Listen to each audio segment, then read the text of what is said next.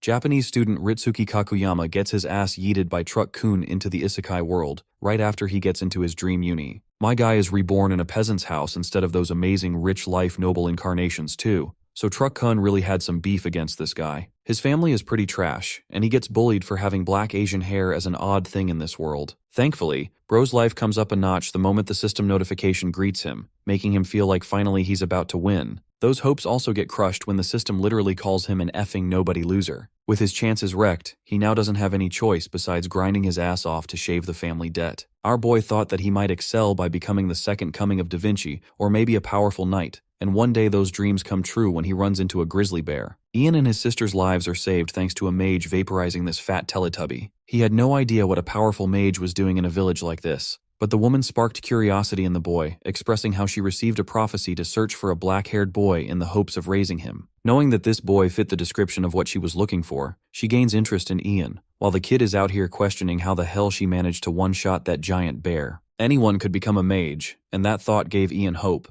making him dream if he could one day use magic too. The kind woman assured him that he too, despite being a peasant, can change his fate and become a mage. She even offered to teach him magic, while the boy finally realized that he could Uno reverse his shitty odds by accepting this deal. The mage takes her new student to his little study room, and immediately, Ian meets his first powerful opponent, a heavy textbook containing the absolute basics of magic, titled Moronius. Oh, and by the way, the mage actually formally went to his home to get permission from his parents and even the city lord, just to make sure things don't trouble them later. With the people expecting great things from him, Ian is ready to do his absolute best. She preps him for the first lesson, while the boy's system slowly jots down his progress level as he flips through the book. Moronius reaches a 27% completion rate, and several other heavy textbooks and weird Harry Potter spell names later, the boy eventually hits 99% for his completion rate. Moronius is fully completed. Thus the boy can now utilize the magical language perfectly and understand its usage for the mages. 7 whole years passed, yes, that much of a time skip spent on his education,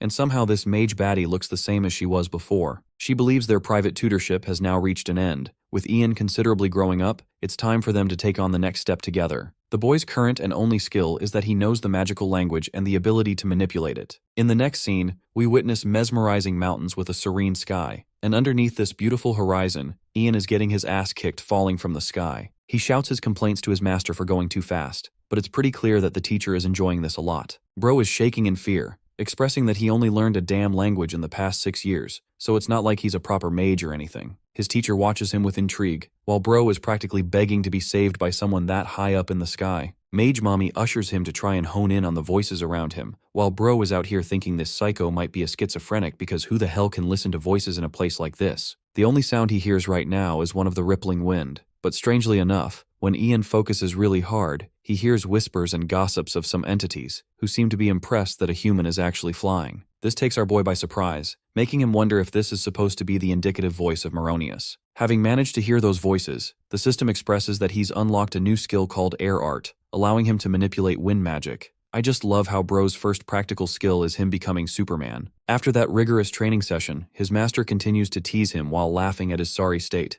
Ian taunts her for having all the fun while he suffers. Her point is actually regarding the state of the mages, who borrow the power of nature's mysteries by actually communicating with them. This is how the magic of this world functions, which takes the boy by surprise. That voice up there, Mage Baddie remarks that it's actually the voice of the wind, and that he needs to hear the voices of other mysteries too. Ian, now with a grip of understanding how magic works, is happy to follow this approach. Pointing at him with seriousness, she tasks his second mission, the understanding of water arts. As you can guess, Bro is sent to drown on his ass and become Michael Phelps or practically die in the sea. He can't even communicate with the rippling water, barely holding it together. Next, his teacher tasks him to take on frost arts, and so he's sent to have a cold plunge in the middle of fucking Antarctica, where his balls are freezing. By this point, his teacher is quite hopeful, and pretty much impressed with Bro's learning speed. Meanwhile, our boy on the other hand is questioning his existence, and barely keeping up with things. Without seizing the momentum, this psycho mage baddie snaps her fingers to cast the flames of hell right before Ian. Our boy knows that right after freezing his balls, this woman is about to burn them too. He begs his master for mercy, but like always, hears the sound of flames sparking intrigue in the young human. The first question the flames ask is if they can burn him with glee, and well, you can just imagine our boy's reaction because Bro knows he's cooked, literally. By the next scene, we enter the caverns, where Ian is meant to gain an understanding of earth arts, the final task so far. The voice of the earth is actually quite soothing, rambling about some wisdom like Master Oogway or something. Even our boy is confused and doesn't get what the hell he just heard, which makes him wonder if he currently lacks the ability to comprehend or understand earth arts. Bro takes it as a sign of relief and exits the area, when suddenly, the system pops another notification, sharing how he's earned skill points as a bonus. These points can help increase his magic proficiency. 100 of them are available right now. This pretty much confirms to Ian that he's a damn cheater in this world because no way is he getting this stuff for free. Obviously, since Earth is the lacking element right now, he decides to upgrade more by tapping on the screen. Soon after he points at it, the screen pulses with a blinding blue.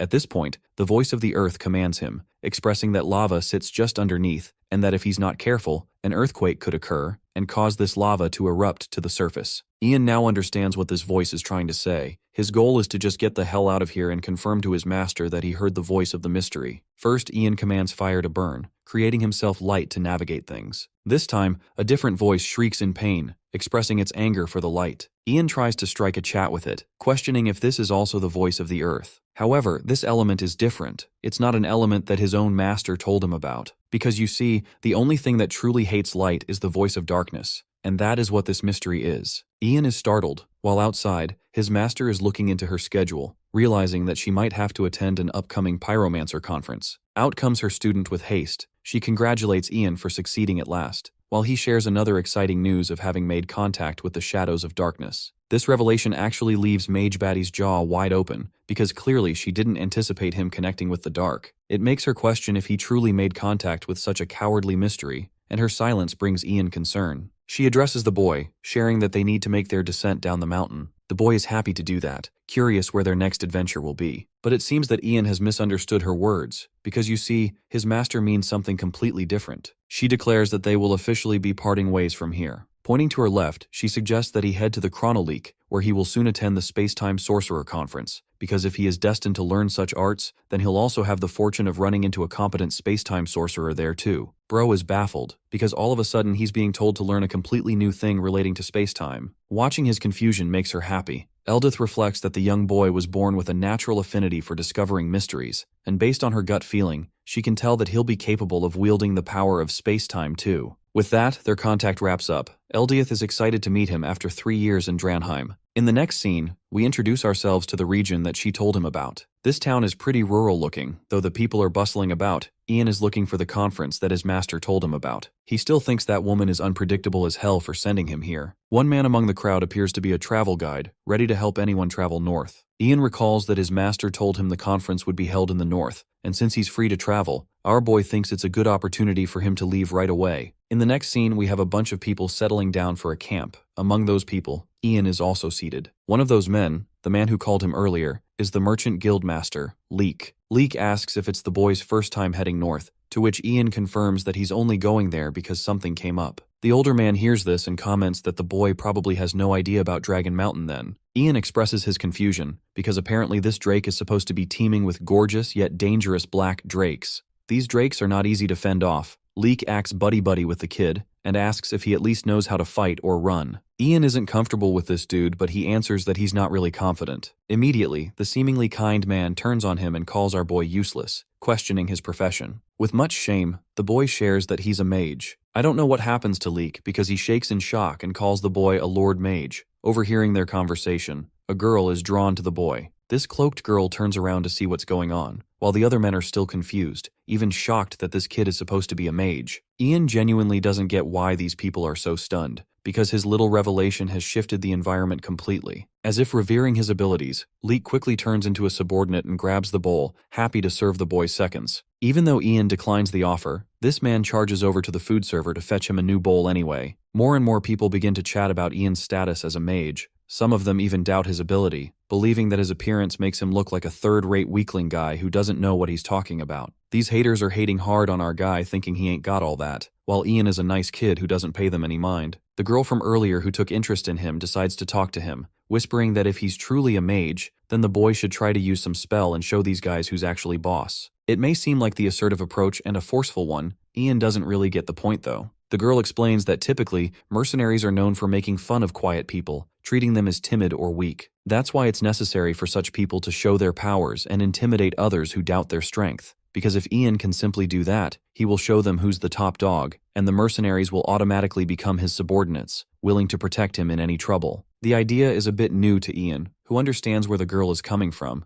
yet doesn't get what he's supposed to do in this situation. Because first of all, bro doesn't exactly have the experience of getting angry at people before. While this conversation is happening, the dude sitting around serving the food actually spits in Ian's bowl before coating it around with a leaf. This disrespect actually pisses our boy off, who can't believe that this fucker had the audacity to spit on his food. All of a sudden, the ground trembles, making the server realize that he messed up. Ian goes up to the bastard and addresses them with a powerful presence, questioning how dare he spit in his plate like that. The server is wetting his pants in fear, so he quickly submits in terror, apologizing to the Lord Mage for his heinous actions. Pissing him off even more, the server states that he just wanted to polish the plate. Ian is furious that this guy's best idea of polishing a plate is to first spit in it. The man argues that water is actually dirty, so it would have been worse. Ian doesn't really understand the meaning behind such a statement, questioning his logic. So the server explains thoroughly how water is actually full of mud and parasites. That's why he doesn't really wash plates with water, and my god bro, it's the worst reasoning ever because this man actually believes his spit is cleaner in comparison. The sentence traumatizes Ian, haunting him for the rest of the night. Bro is out here going crazy, completely turned to stone in front of the mercenaries and the servers, because this medieval age actually has no sense of hygiene at all. Frustrated, Ian coldly mutters a spell, casting the might of the flames to erupt from the nearby campfire. These flames reach heights taller than the surrounding humans, intimidating them and surprising the girl who gave him the suggestion. Maintaining his assertive tone,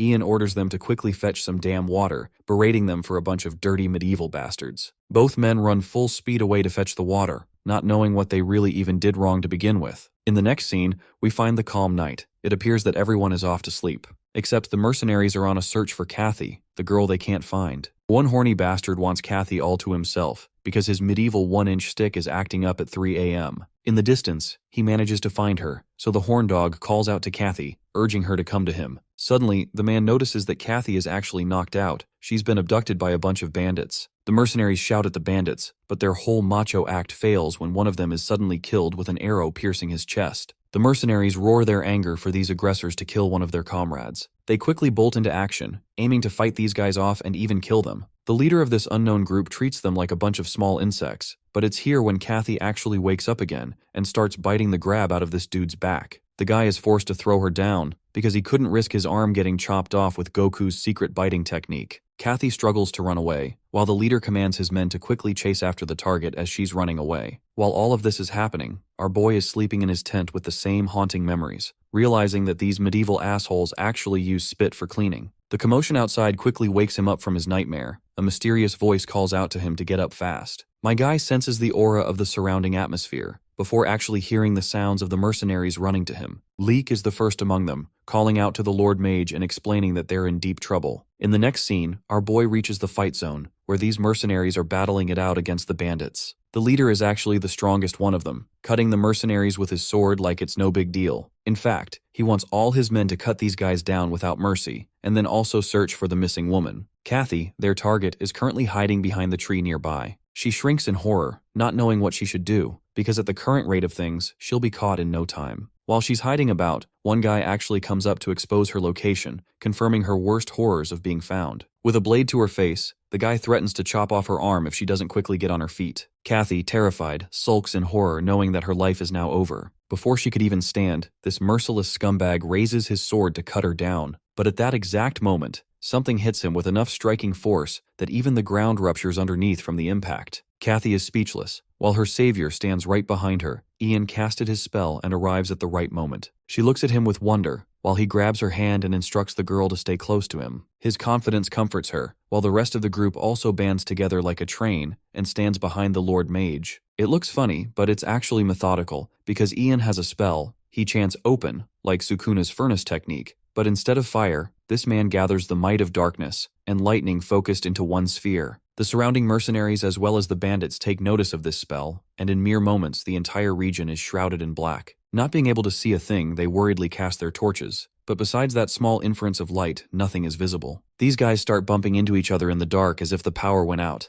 But while they're struggling, Ian's train formation helps his own group. He trails ahead with confidence while they follow him, and using this technique, he thinks they should make it out easily. The current skill he's using is one of the shadow arts, paired with his dark vision attribute to see stuff in the dark. Unfortunately, bad confidences also end up happening, because one of the assailants ends up bumping into Leek, causing trouble. This is bad as the guy quickly raises his sword to cut them down with what little chance he has. The man at the front, Leek, is frightened for his life, begging to be spared. He's a helpless old man, so Ian has to swoop in with the casting of his fire burn incantation. Remember when he used it to just light a torch earlier? Well, this time Bro literally uses the torch to engulf this dude's face, burning him alive. After becoming burnt steak, Bro hits the ground, scaring the crap out of the other bandits. The man they're facing is no joke, and even Ian understands that this display of power should be enough to scare the others to run for their own lives. Just as he expected, a sudden panic is caused. The bandits want to flock around and run away, but their leader refuses to let them go anywhere, roaring that they charge ahead. Despite Bro's confidence, it's not like anything different was going to happen, because unexpectedly, one of the Black Drakes arrives, surprising him by chomping their leader's head off. Now that's a gruesome death, one that instills the fear of death in the remaining party members. But that's not all. Even our boy is terrified, because the situation has gotten much more complicated with the arrival of this flesh-eating behemoth. The curious beast playfully stares at the other humans while chomping down one of their own, like a predator who has found an entire group of prey to devour. The remaining bandits run off afraid, but fear runs wild in Ian's party too. Leek stutters, pointing the mage's attention to the Drake. Despite our boy's competence as a mage, he doesn't have the experience of dealing with someone as powerful as this Drake. Even Ian understands that they're headed towards total destruction, while the system remarks that they're facing an encounter with one of the primordial mysteries. This helps him automatically unlock a new skill called summoning, allowing Ian to communicate and summon other life forms. It seems like a convenient ability considering his chances against this monstrous beast, but it also makes our boy wonder if the beast before him is no different than all the mysteries that he already has encountered. They were all different elements, but if he can only communicate with this creature, they might survive. Despite his hesitation, Ian takes his chances and calls out to the Drake, who eyes him down with blood trickling down his mouth. Leek and the others genuinely think they're about to get sent to hell even with Ian protecting them, while the mage patiently stares down at the beast who growls before him in an effort to intimidate the human. Mustering some confidence in his ability, Ian continues to communicate, knowing that all this time, none of the mysteries ever dared to betray his efforts. The mage introduces himself, but in the most corniest way imaginable, expressing that he's a friend of the Drake. Yup, it seems that he must have learned Talk no Jutsu from Naruto during his 7-year time skip too. Anyway, the Drake is baffled and so is Bro's party. Ian literally holds a sign up in his head to explain that friends are not supposed to fight each other. But I think Bro is forgetting the fact that this thing literally chomped down a dude fresh in its mouth. The creature growls back, making the others question what it's saying to the mage. Ian's face displays confidence, but the freaking hilarious part is that not even he understands what this thing is trying to tell him, so he's just as lost as the others. Right now, he's got absolutely no chance at communication, so he spends the remaining points buffing his skills, dumping all of them into his summoning stats with the chance of communication. After increasing his summoning stat, our boy can finally understand the Drake's language, which gives him a chance to speak to him. Ian confirms once more if it's true by calling out to the Drake, but in his attempt, he infuriates the beast, causing him to roar in his face for wasting his time.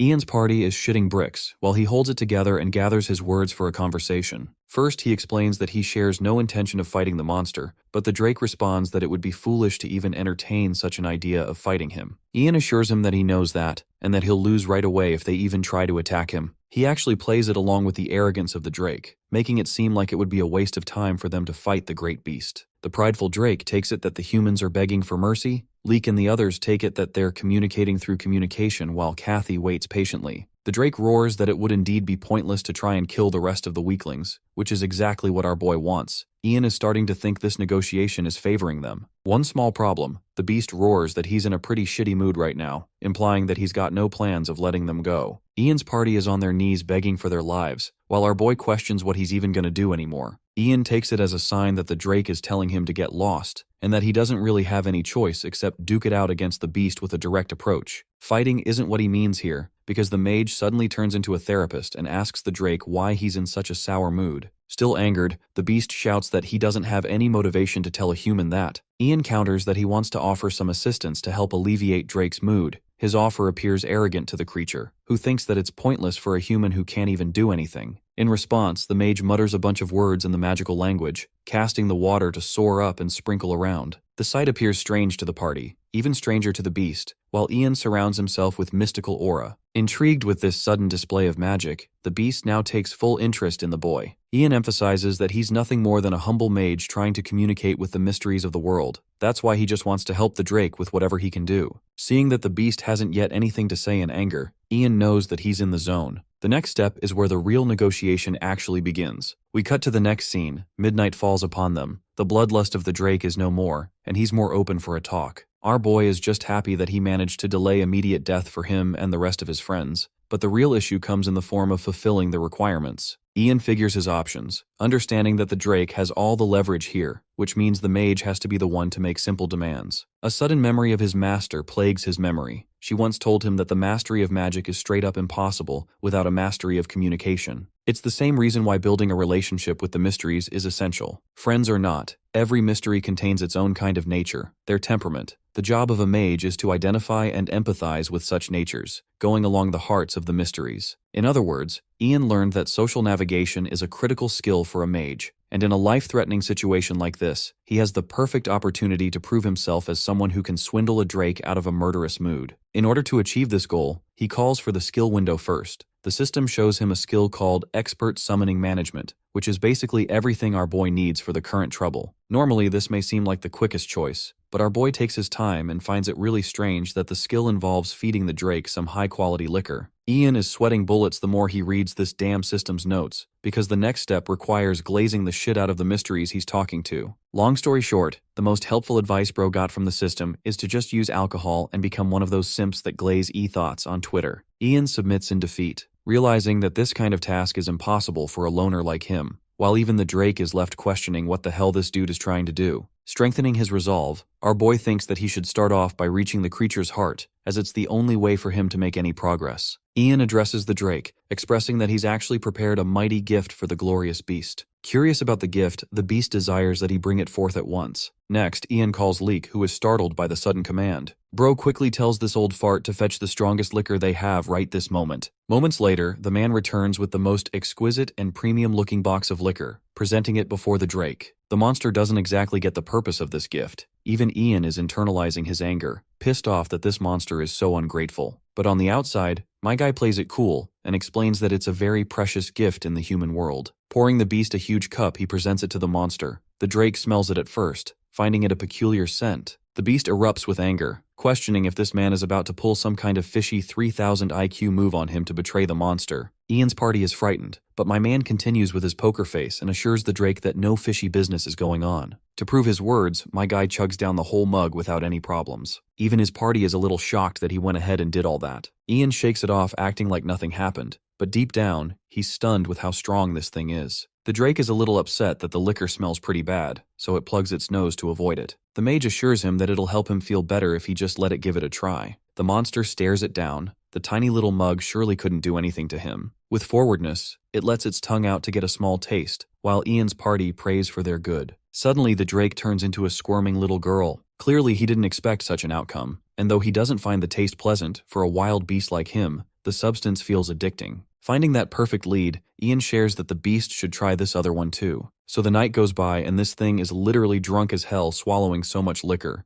The Drake is in a giddy mood and has found a new addiction to liquor. But our boy's questioning how the hell this bastard is still alive after drinking 7 whole barrels down the drain. Ian and Drake have become besties, with both of them discovering how heavy of a drinker this beast is. Earlier, our boy had planned that he would escape while this big bad lizard was asleep, but that's gonna work anytime soon. Instead, Ian is chugging down the same liquor himself, when suddenly, the Drake calls out the mage for his earlier request to discover why he was in a bad mood. The drunken Drake weeps and gets all teary like a sentimental schoolgirl, confusing our boy. Apparently, the Drake is annoyed that his nest is in a bad location, a harsher location compared to the others. Despite that, his partner told him that she felt at peace. And well, bro's weeping over his girlfriend. Meanwhile, Ian comes out reflecting how in the flying fudge this ugly-looking Drake managed to secure a girlfriend while he doesn't even have one. The creature wallows in pain, expressing how his partner eventually started getting teased by the rest. It made him feel guilty on her behalf, and in his anger, Bro broke up with his own girlfriend. It's hilarious because Mr. Tough Guy's roar hilariously wakes up Leek and the others from their sleep,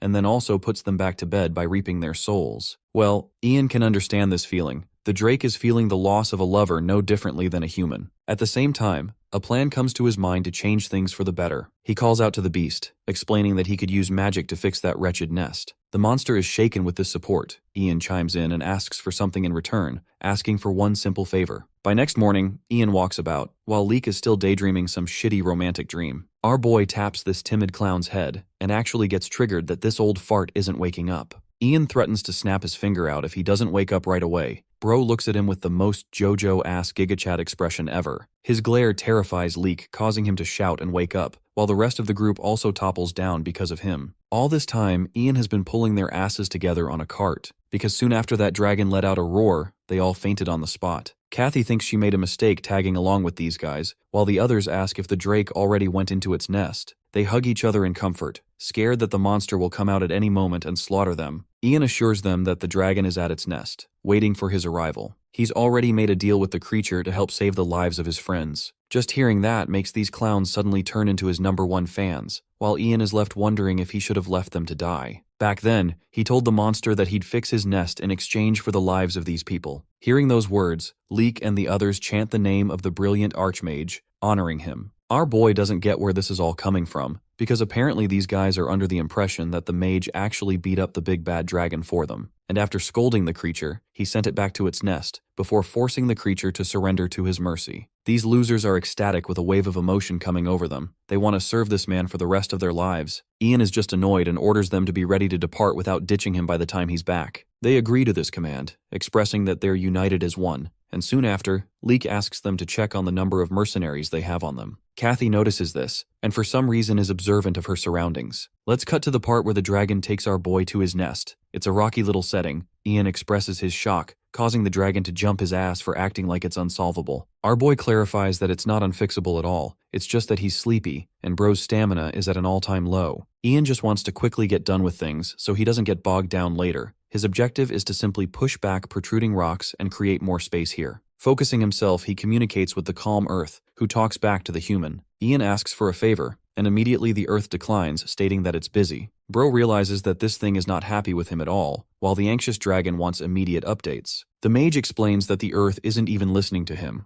so he's going to try again when its mood improves. He has an understanding that the Earth is going to be angrier, even if he makes a second request, while the dragon argues that if that's how things are, then it just can't be helped. Instead of getting angry with the mage, the dragon actually thanks Ian to actually give it a shot for someone miserable like him. Even our boy gets in his feelings, while the dragon asks him for his name. Ian introduces himself, so the beast also introduces itself by name, Longtail. He wants the two of them to be friends, so our boy holds its paw, creating a new bond and confirming the summoning requirement of this beast. The system assures him that our boy can use the monster anytime he wants, but even then, he feels shitty for being unable to do anything about his friend. The beast calls out to the human, expressing that they should at least celebrate their friendship, and for that, he offers as much gold as he wants to take. It's freaking insane that this thing has that much jewels on him, and he's happy to give it all away to one human. Ian inspects one of the jewels, wincing that if only Earth was willing to give him a chance, things would have been different. But then, after inspecting one of the jewels, our boy experiences a sudden shock. He turns over to Longtail and asks if it's fine for him to scribble on the floor. The beast is confused and allows him the opportunity. Moments later, Ian carves up a gorgeous magic circle with a jewel as its heart. This is the same method his master taught him, a method used to convince a mystery by using magic circles. Longtail has no idea what this mage is trying to do, while our boy assures him that this is gonna be good. This time, he calls out to the Earth once more, urging her to move the rocks and smoothen the walls for him. Interestingly, the jewel on the circle reacts with a strong light, and indeed the walls start to move in accordance to the desire of the mage. Longtail is blinded by the light, but by the time he gazes back at his nest, it is gorgeously crafted into this divine masterpiece. Ian expresses that it's his return present as a friend, while this little dragon is ready to burst into tears. The lair goes metal as hell and it even smells amazing. Longtail questions if this too is the beauty of magic and holds the human hand. This time, the dragon won't have any shame presenting his new lair to his girlfriend, and even the children they'll have will feel safe. Ian didn't ask for the extra information, but he's happy to help, except a reverse effect of his technique fires back on him. His body shivers and he experiences a sudden headache, and before he can comprehend what's going on, the mage quickly faints before the dragon after bleeding from his nose. In other words, my guy fried his own brain for this technique, and he doesn't even have a reversed curse technique to heal his brain like Gojo Satoru. Panicking, the dragon comforts his buddy, who is still gasping heavy breaths. The beast has no idea what to do, when suddenly Kathy roars for her friend and comes rushing towards him. The dragon is a little confused while she's frightened for her life, thinking that he's about to eat her. She stops dead in her tracks, while the dragon looks at her with the glare of death,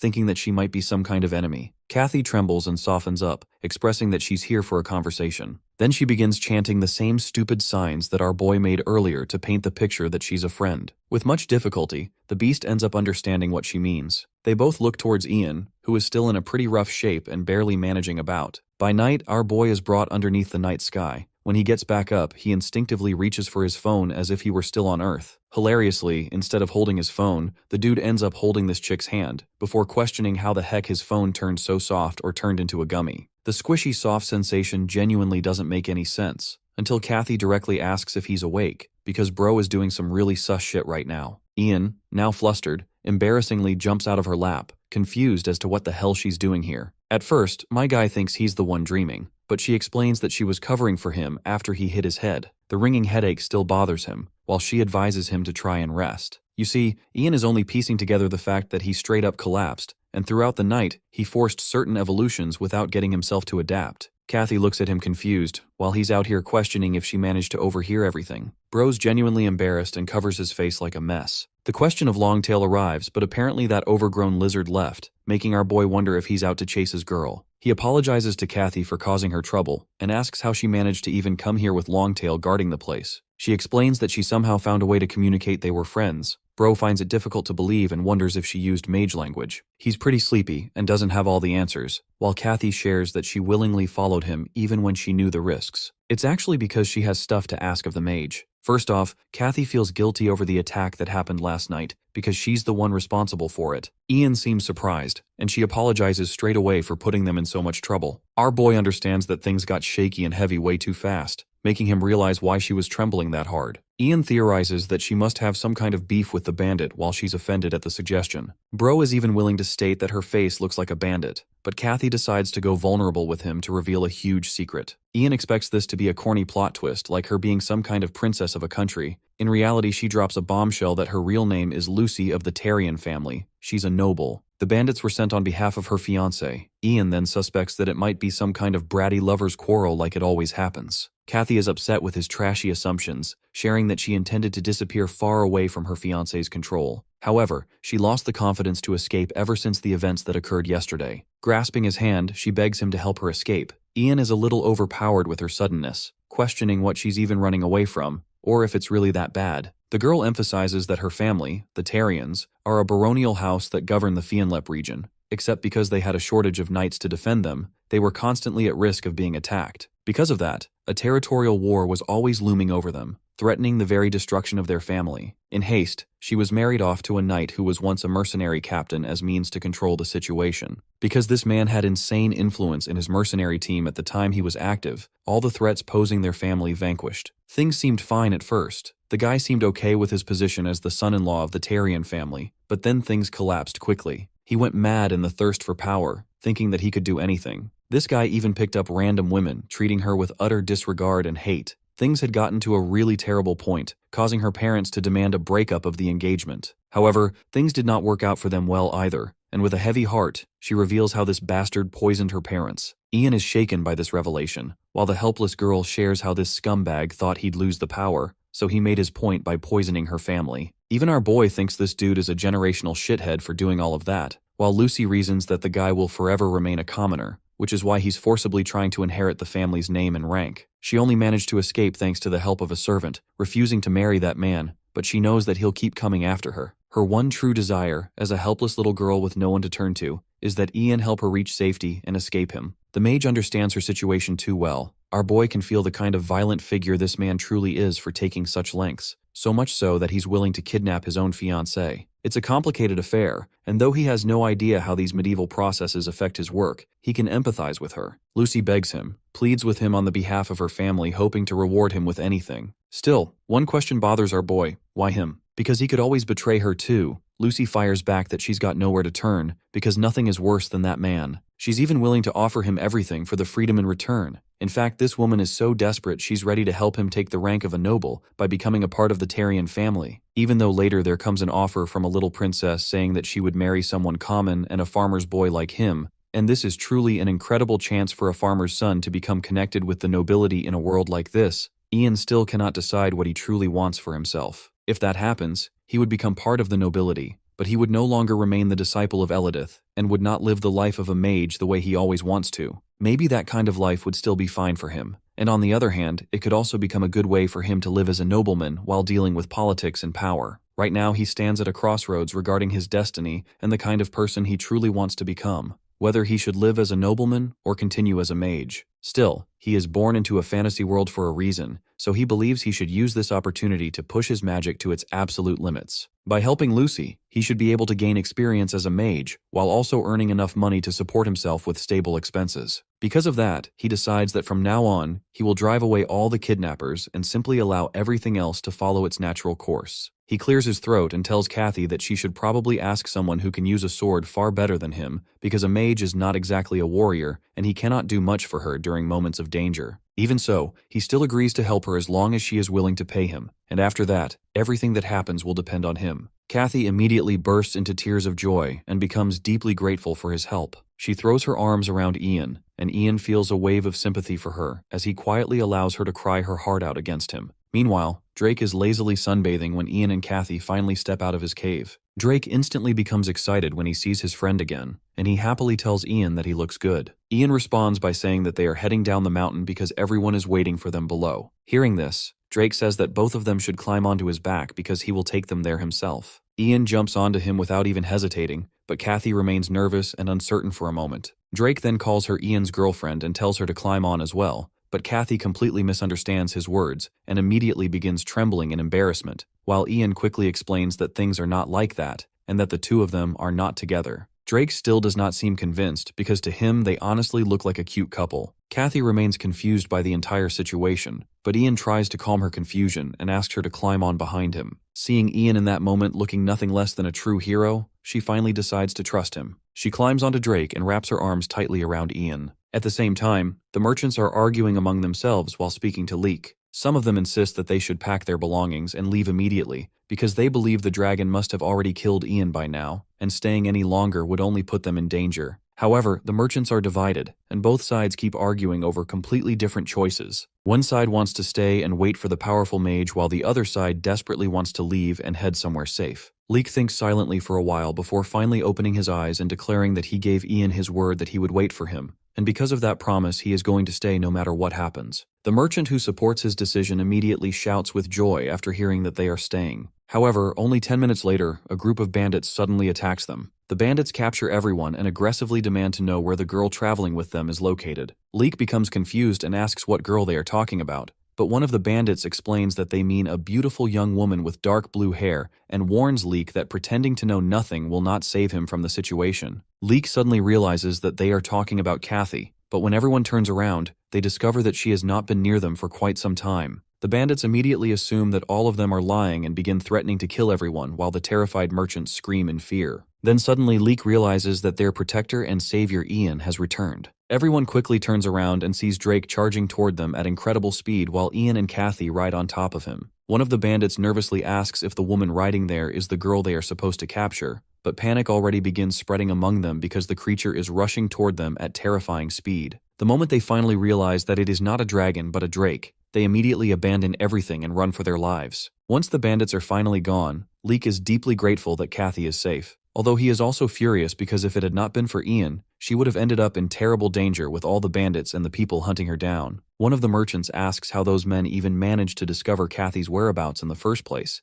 but that mystery has to wait for another time because none of them understand how the pursuers began tracking her the moment they arrived. None of them can understand how people who follow the same heavenly God church can be so cruel either. Hearing the church's name makes Ian pause because he has not heard it in ages, yet he knows it is one of the great religions of the world, and its doctrine strictly forbids enslaving fellow believers. Even so, human traffickers and criminals have ignored those commandments for years and continued selling and exploiting people anyway. More importantly, even after witnessing a mage and seeing Drake with their own eyes, those bandits still refuse to abandon their pursuit of Lucy. Ian realizes that he is dealing with desperate and stubborn people who are willing to risk everything for money, and that thought unsettles him because at this rate, they will eventually track Lucy down for sure. That possibility terrifies him because he knows he cannot handle a large group of enemies all at once. Because of that, he asks Drake for a favor, and Drake instantly agrees without hesitation. Ian asks him to drive away the men from earlier, and if necessary, even kill them. Drake's eyes sparkle with mischief the moment he hears that, because he is eager to do anything for his new friend. Without wasting another second, he rushes off to deal with the pursuers. Ian understands that killing people is terrible, yet this is a medieval fantasy world where killing and being killed are parts of everyday life, and if he wants to survive in this world, then he has to adapt to it as well. Suddenly his head begins spinning again because he once more overuses the Moronius language. Kathy immediately rushes to his side and grabs him before he can collapse onto the ground, begging him not to push himself so hard. Leek notices the scene instantly, and his eyes practically sparkle with mischief as he starts teasing them and asking whether they are dating. Both Ian and Kathy react with complete horror at the idea, which only makes Leek grin even wider. Soon after that, they continue their journey once again. And during the trip, Ian repeatedly receives notifications informing him that Drake has eliminated another human. By the end, he receives 11 separate notifications in total. He admits to himself that it is surprisingly convenient that the magic automatically reports back to him, although it frustrates him that he cannot openly summon Drake in front of everyone else. Suddenly, Drake contacts him through telepathy and announces proudly that he has driven away every suspicious person he could find. Ian thanks him sincerely for protecting them, but Drake simply replies that he only did what would make his friend happy. Then Drake asks whether Ian is truly leaving because he hates saying goodbye, though he admits that this is farewell for now. Ian understands that Drake cannot leave the mountain range, and that realization saddens him because it means they may not see each other again for a long time. Drake thanks him once more for everything he has done, but before ending their conversation, he suddenly brings up the mystery of the Phoenix. Naturally, Ian becomes interested immediately. Eventually, they arrive at the Riverville, and Ian keeps thinking about Drake's words regarding the Phoenix. Rumors claim that an ice phoenix lives somewhere within the northern mountains, and Ian feels an intense urge to see it for himself. According to legend, a phoenix is a creature that never truly disappears after death and possesses the ability to change through every attribute, including fire, ice, wind, and even stone. It is known as a monster with extraordinary adaptability to any environment, and Ian quietly wonders if it might somehow be possible to create one. As they reach the gates, Leek and the merchants announce that they intend to meet the lord of the village and ask Ian and Kathy whether they would like to accompany them. Ian immediately decides against it because if Lucy wants to escape safely, then staying away from powerful nobles and high-ranking officials is probably the smartest option. Because of that, he says that the two of them plan to rest at an inn before continuing their travels. Instantly, the merchants begin teasing Ian and Kathy again, and this time Kathy happily plays along by claiming that she is exhausted as well. She even clings to Ian in such a convincing way that Leek immediately starts shipping them once more and nearly blushes from excitement. After separating from the merchants, Kathy admits that pretending to be with Ian has made things much easier because it keeps annoying people from bothering her, although Ian is far less enthusiastic about the arrangement. He then asks why she behaves so politely toward commoners when he himself is nothing more than a farmer's son. Kathy replies honestly that she admires him now and sees no reason to treat him poorly. Ian thinks about her words for a moment and realizes that he also wants to remain approachable and kind no matter what happens, while Kathy silently admires how naturally polite Ian is and wishes she could become more like him. Ian then asks what her plans are moving forward, and Kathy explains that she intends to seek out Count Katina. Apparently, the Count is her uncle from her mother's side, and she believes that if she explains everything, he will definitely help her. Ian immediately asks whether they were even close, and Kathy admits that they were not exactly distant from each other. Even so, Ian cannot help feeling suspicious, and points out that she should not blindly trust an uncle who was not even especially close to his own sister.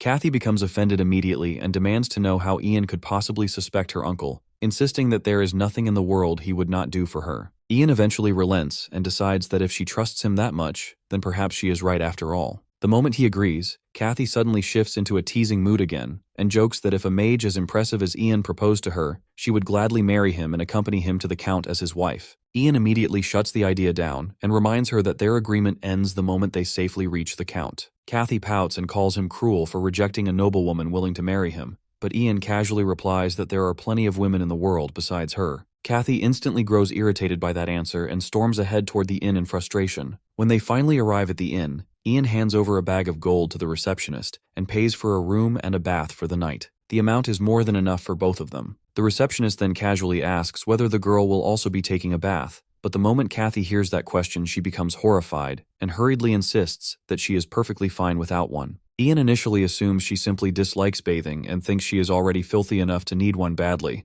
but after a moment, he realizes the truth. Public baths in this medieval world are completely exposed, and Kathy is obviously uncomfortable with the idea of bathing publicly in front of strangers. Understanding her hesitation, Ian simply tells the receptionist that he alone will use the bath. Kathy immediately lets out a relieved sigh. Unfortunately, while this conversation takes place, 3 suspicious people sitting nearby quietly observe Kathy the entire time. Ian notices their stares at once and instantly becomes protective. He quickly tells Kathy to pull her robe tighter because people are watching her too closely, and he does the same himself to avoid attracting further attention. However, by that point, it is already too late because those strangers have clearly fixed their eyes on Kathy and have no intention of forgetting her face now. On the other hand, the men watching Kathy are entertaining disgusting thoughts about her. It is the first time they have ever seen someone as beautiful as her, and to them she looks almost like an angel descended from heaven itself. What irritates them even more is the fact that she is traveling beside a skinny black-haired boy like Ian, and in their minds someone like him does not deserve to be near a woman like her. They exchange mischievous glances with one another and quickly come to the conclusion that since Ian and Kathy are clearly not planning to stay at the inn for very long, they need to act immediately if they want a chance to take her for themselves. Their intentions are vile from the very beginning, and they decide that today is their only opportunity to make their move. While they continue plotting among themselves, elsewhere inside the castle, the Lord of Riverville is speaking with Leek. During the conversation, Leek suddenly realizes that this is a perfect opportunity to earn the Lord's favor and perhaps secure a safe stay within the castle itself. Because of that, he begins flattering the Lord heavily, praising him until the man grows visibly pleased and arrogant from all the compliments. Once he feels the timing is right, Leek finally reveals that during their travels they encountered a mage. He excitedly explains everything from how the mage managed to tame a dragon to how he saved every single one of them from a terrible fate. Leek even reveals that the mage is currently staying at an inn within the town itself. The moment the Lord hears this, his expression changes completely, because instead of excitement, he feels immediate dread. He thinks about how disastrous it would be if such an unpredictable mage suddenly lost his temper and unleashed a dragon upon his territory. Not only would his people suffer terribly, but the situation is already dangerous enough because another troublesome force is currently stationed within Riverville. That force is the Holy Santiago Knights, a fanatical order devoted entirely to serving God.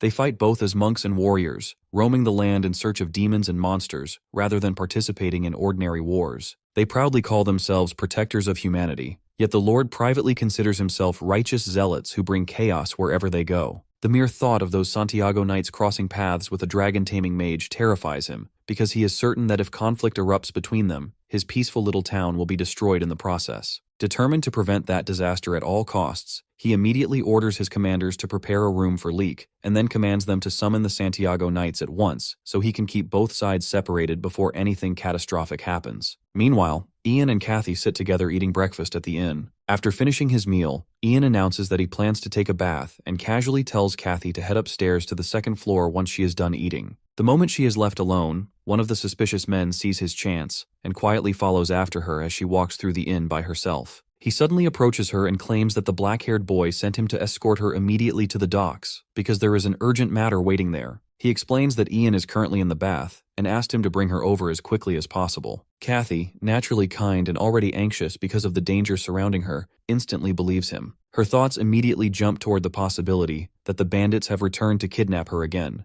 so she hurriedly follows after the stranger without questioning him further. However, when she catches sight of Ian peacefully bathing, she instantly realizes that something is terribly wrong. Unfortunately, by the time that realization reaches her, it is already too late because someone suddenly throws a cloak over her face. Ian notices the movement immediately, and just as one of the men attempts to attack him, the man suddenly loses his footing and crashes down because of Ian's magic. In that instant, Ian realizes that this situation does not resemble the schemes of Lucy's fiancé at all. This is something entirely different, and worst of all, Kathy is being kidnapped right in front of him. Without hesitation, Ian uses his light magic to create an illusion around himself. He possesses many strange abilities and mysteries that he can draw upon, and for now light is the easiest one to use. Yet at that very moment, something unexpected happens. Shadows begin creeping toward him as if alive, almost inviting him to play alongside them. When Ian opens his eyes again, he suddenly realizes that darkness itself has become his new ally. Instantly, he gathers the shadows around him and unleashes them upon the kidnappers. Darkness pours from his eyes as the shadows engulf the men completely. However, before he can continue, he notices that reinforcements are arriving nearby, and he cannot believe that common criminals would possess such organized backup. As he violently demands to know where they took Kathy, the terrified man admits that he genuinely does not know. Suddenly, Ian feels the cold edge of a sword pressed against his back. A stern voice orders him to stand aside while another man questions him about the darkness from earlier and asks whether Ian was the one controlling it. At that moment, Ian realizes exactly who has arrived, because standing behind him are the warriors of the Holy Santiago Knights. Ian confirms without hesitation that he is indeed the mage who summoned the darkness. Although while speaking he cannot stop thinking about the terrifying old man standing before him, because the sheer bloodlust radiating from him is overwhelming. The criminal immediately begins begging the knights to save him and shamelessly lies that the mage suddenly tried to kill him for no reason at all. Ian stares at him in disbelief, unable to comprehend how casually the man twists the truth. The old knight narrows his eyes and re-dietrichs that if Ian truly is a mage, then such murderous intent is entirely believable. Hearing that instantly irritates Ian,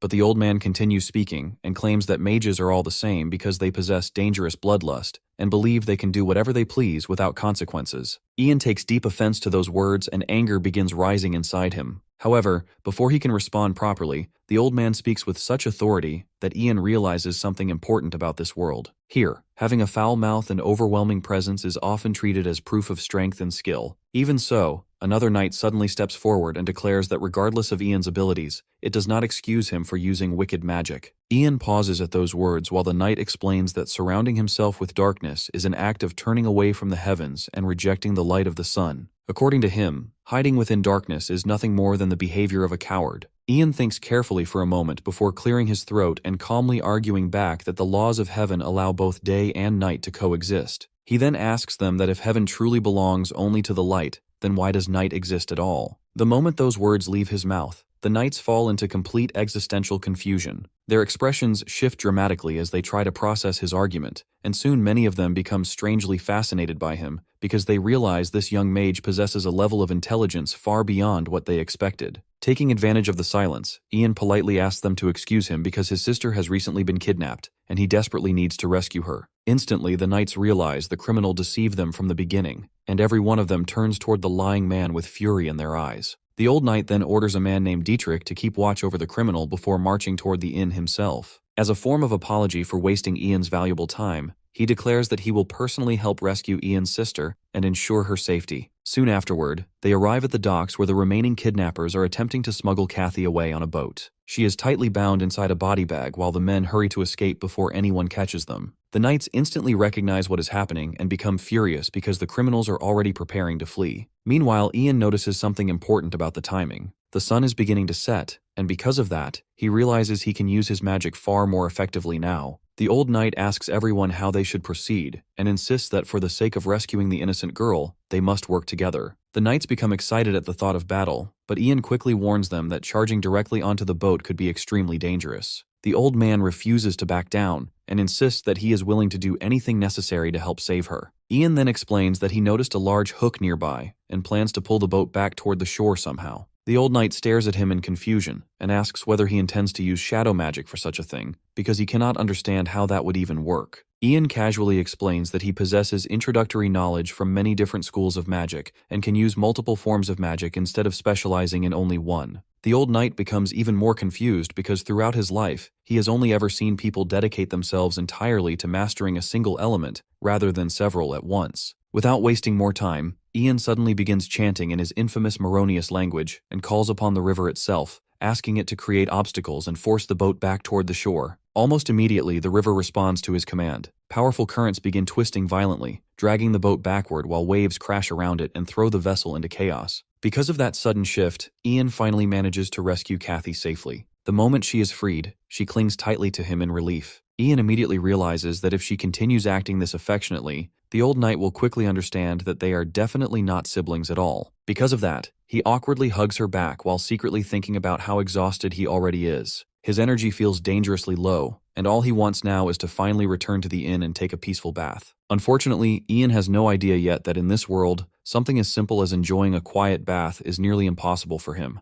Meanwhile, back at the castle, an emergency letter suddenly arrives. As it turns out, Bernard, the eldest son of Riverville, along with Hansen, the Knight of Riverville, are already rushing toward Ian's location. Both Bernard and Hansen notice the thick smoke rising in the distance and immediately assume that it must be coming from a battle. At once they begin worrying that the Lord's fears may actually be coming true, and that the knights and the mage have already started a full-scale conflict within the region. Hansen secretly thinks that this entire situation is already troublesome enough because he has been forced to drag along the sheltered young master the entire time, and after seeing the expression on Bernard's face, he becomes even more convinced that bringing him here was a terrible idea. He is exhausted from constantly babysitting a spoiled child like him. However, when they finally rush toward the source of the smoke, they discover that it is not coming from a battle at all. Instead, the knights are actually assisting Ian while he takes a bath in the open, something that leaves Ian himself extremely uncomfortable and nervous. Bernard and Hansen burst into the scene immediately, and Hansen quickly tells the young master to stop where he is. The moment he realizes that nothing dangerous is happening and that it is literally just a bath, both of them stand there utterly dumbfounded. Neither of them can understand how anyone could casually bathe outside in the open like this. Even so, Bernard remains suspicious and convinces himself that there must be something deeper going on beneath the surface. He begins looking around intensely for any hidden meaning or secret behind the situation. Suddenly, he starts shouting loudly that as the son of the Lord of Riverville, he has every right to receive a complete explanation about everything happening here and demands that someone brief him in full detail. He immediately throws a childish tantrum while Ian watches the entire scene with an increasingly uncomfortable expression. The old knight, whose name is Elder, calmly says that he will explain the situation, but Bernard arrogantly cuts him off and snaps that he was not asking Elder anything because he wanted Ian himself to answer. His disrespect toward Elder is obvious as well. Bernard then proudly introduces himself as the heir of the family before rudely ordering Ian to get out of the bath and show proper respect toward him. Ian immediately realizes that this behavior resembles something Kathy once told him about. In this world, nobles apparently practice a strange tradition known as mage baiting.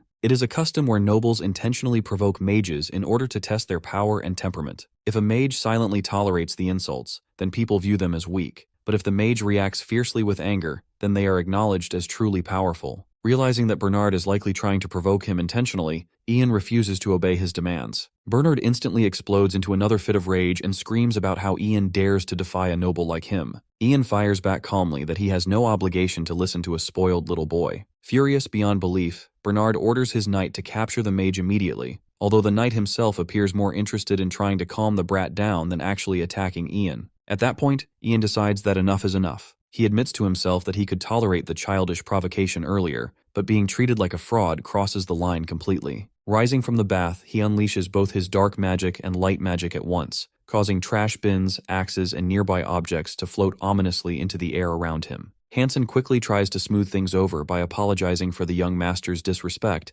and assuring Ian that they fully understand his strength now. Ian finally relaxes slightly because he believes this display should be enough to make Bernard back down. Unfortunately, he is completely wrong because the child immediately erupts into yet another tantrum. This time Ian genuinely begins fearing that the spoiled noble might actually try to have him executed, leaving him with little choice but to cooperate for now. The following day, Ian visits the castle where the Lord of Riverville personally shares tea with him and apologizes for the trouble caused by his son's behavior. Ian politely replies that he should be the one apologizing because he may have taken things too far himself. The Lord then asks whether Ian arrived together with his companion, but Ian explains that she currently has other matters to attend to and remains at the inn for the moment. In reality, he knows that Kathy is staying under the protection of the knights for her own safety. The conversation soon shifts toward Ian's background, and the Lord asks about the name of Ian's master. Ian answers that his master is Lord Elidith, and the Lord of Riverville immediately recognizes the name. He explains that Elidith is known as one of the rising stars of the Academy. Curious, he asks whether Ian's master has ever spoken about the South, where the Magic Academy itself is located. Their discussion then drifts toward politics, as the Lord asks whether Ian plans to travel toward the Principality of Palgar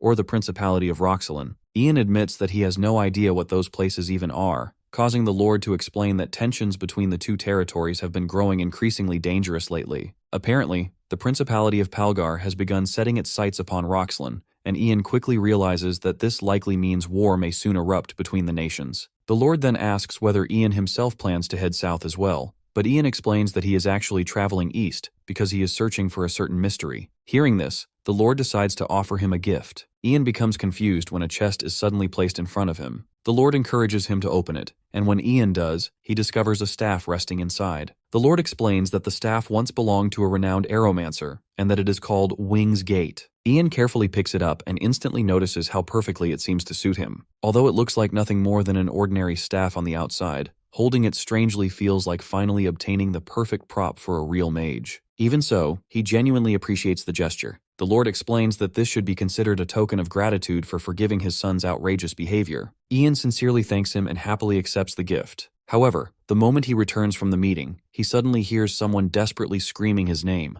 Ian instantly becomes alert. Kathy rushes toward him in panic and announces that something terrible has happened. Then she reveals a raven that has become trapped by her. Seeing that it is only a crow, Ian finally calms down and Kathy smiles in relief. The old man explains that a hunter caught the bird earlier that morning and was planning to cook and eat it, but Kathy stopped him and took the crow away before he could do anything. Ian realizes that Kathy is completely serious as she explains that, to her, the bird reminds her of Ian because they both have black hair, and somehow it feels like fate itself brought the crow to them, so she could never allow someone to eat a raven like that. Kathy is practically glowing with excitement while Ian apologizes to the old man for all the trouble she has caused and casually tells them that they should just go ahead and eat it anyway. Hearing this completely crushes Kathy, and she cannot believe how cold he is toward such a helpless creature. While Ian tries to calm her down, the knights are already pleased at the thought of getting an easy lunch out of it. Then suddenly Ian hears a voice begging him to save it. He immediately tells the others to stop for a moment before carefully picking up the raven, only to realize that the creature is desperately pleading for help.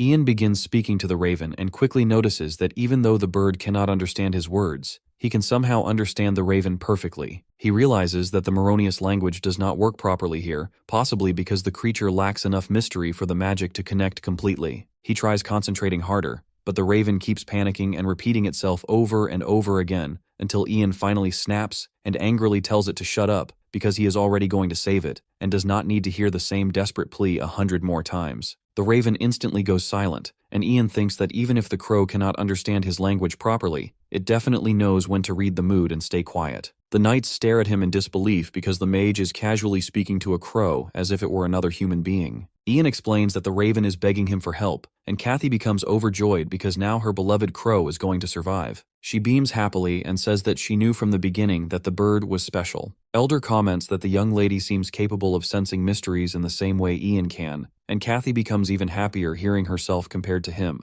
Ian then carefully heals the crow's broken wing, and Kathy happily says that now the injury should recover quickly. After that, she asks what they are going to do with the bird, because if they simply return it to the hunters, it will just end up getting eaten anyway and saving it would have meant nothing. Ian thinks quietly for a moment while looking into the crow's eyes, and the raven once again begs him not to abandon it because the humans around here are terrifying. Even though Ian thinks the creature is unbelievably annoying, he still sighs and places it on his shoulder. Kathy immediately asks if they are really taking it with them, and Ian replies that they are, at least until its wing fully heals. Kathy lights up with excitement and insists that they need to give it a proper name. She throws out several suggestions, but Ian dislikes every single one of them, so eventually he decides on the name Oberon. Kathy immediately loves it, and from that moment onward the crow becomes known as Oberon. The bird proudly declares that they may now bask in the honor of serving him, and Ian instantly thinks that the crow is already becoming far too cheeky for its own good. Kathy then suggests that perhaps they should continue traveling together with the knights, because she has realized it would be much safer than wandering around alone as only the two of them. Ian thinks about her words carefully and realizes that she does have a point because ordinary bandits would never dare attack a group protected by the Knights of Santiago. Still, he wonders whether it would even help them if the knights are not heading toward the same destination.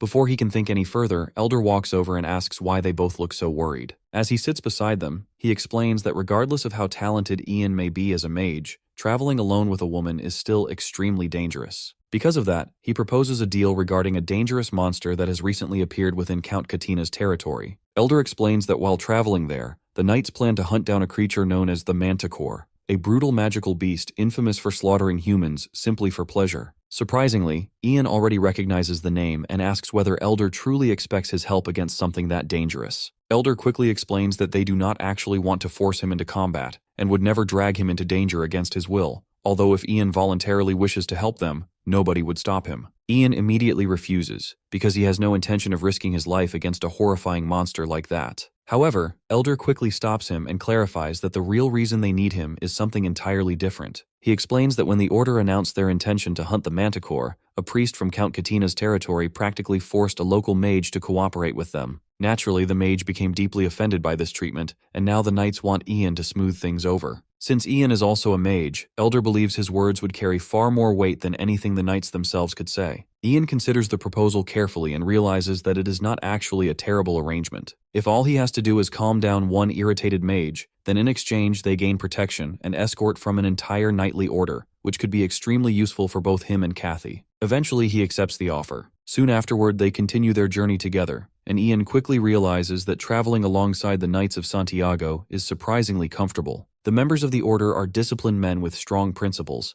and compared to the chaos he usually experiences, the journey becomes almost stress-free. Still, if he has one complaint, it is that nearly every single knight constantly tries to convert both him and Kathy into their religion. At first the conversations are tolerable, but before long the endless preaching becomes repetitive, exhausting, and irritating, because Ian has no interest in abandoning his own beliefs, simply because someone else insists upon it. Later that night at the campsite, Elder quietly sits beside him and comments that it is a shame. Ian immediately asks what he means by that. Elder explains that if only Ian could hear the voice of God, then perhaps he could become a cleric for the order. He explains that clerics are essentially church mages who wield the mystery of faith itself. Ian thinks deeply about those words and wonders if someone could truly speak to God. Then perhaps he could finally ask about his strange status window and the reason he was reincarnated into this world in the first place. Curious now, he approaches Dietrich and asks whether he can study their holy book as well. After some time, Dietrich patiently teaches Ian how to read passages from the Bible and even compliments him for being so open-minded toward their faith. However,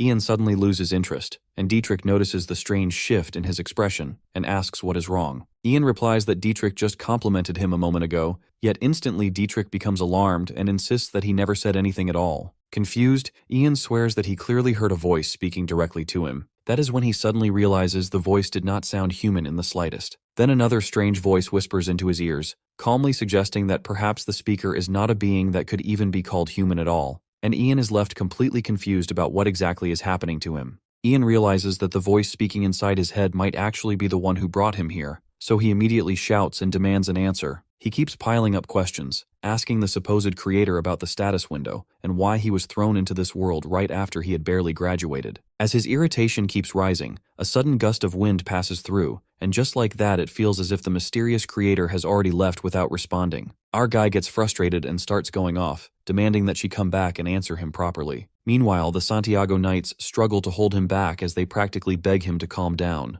A moment later, Ian suddenly gets an idea and quickly flips through the divine book, hoping it might give him another chance to reach that voice again. As he continues reading, the status window suddenly appears with a notification, informing him that he has acquired a new skill called Holy Arts. It states that this skill will allow him to communicate with the creator of this world. Right after that, more notifications begin to flood in, telling him to show greater interest if he wants to satisfy the creator. Seeing all this, Ian begins to question whether the owner of that voice is truly the one who dragged him into this world and granted him this ability. The more he thinks about it, the more he feels like some kind of puppet being controlled and laughed at. He wants to rush things and confront her directly, but his holy arts level is still too low to start any real conversation. In the end, he gives up for now, deciding that he will have to uncover more mysteries and gather enough points to level up his holy arts. A few days pass during their journey, and at one point a group of bandits tries to ambush them. The knights handle the weak amateurs without much trouble and then check on Ian, asking if he is fine. Ian responds that he is safe and asks the elder if he is all right, since they were the ones actually doing all of the fighting.